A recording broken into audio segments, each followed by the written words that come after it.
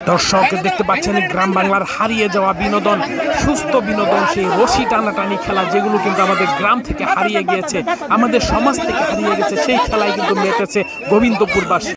দর্শক শুরু হচ্ছে, দেখতে পাচ্ছেন রশি কিন্তু ছেড়ে দিয়েছে, এখন শুধু অপেক্ষা রেফারির বাঁশি, দেন শুরু হবে কিন্তু রশি টানাটানি। শুরু হচ্ছে কিন্তু দেখতে পাচ্ছেন শুরু হয়ে গেল সেই ঐতিহাসিক মুহূর্ত রশি টানাটানি খেলার।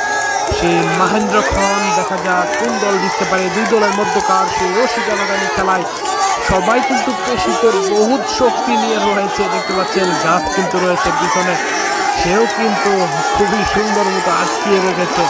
দুই দলের মধ্যকার খেলায় দেখা যাক কোন দল জিততে পারে। দুই দল কিন্তু খুবই ভালো পারফরমেন্স দেখা যাচ্ছে, বিশাল শক্তির খেলা কিন্তু পেশির খেলা এটা, যার বাহুতে যত বল সেই দলই কিন্তু জিতবে। অসাধারণ মুহূর্ত দেখতে পাচ্ছেন, টান উত্তেজনাপূর্ণ ম্যাচ, টান উত্তেজনাপূর্ণ খেলা, সেই গ্রাম বাংলার হারিয়ে যাওয়া সুস্থ বিনোদন, সেই রশি টানাটানি খেলা দেখতে পাচ্ছেন এগিয়ে নিয়ে যাচ্ছে তাদের নিজ দিকে। দেখা যাক কোন দল জিততে পারে, দেখা যাক শ্রীপুর বনাম গোবিন্দপুরের মধ্যকার খেলা কিন্তু চলমান।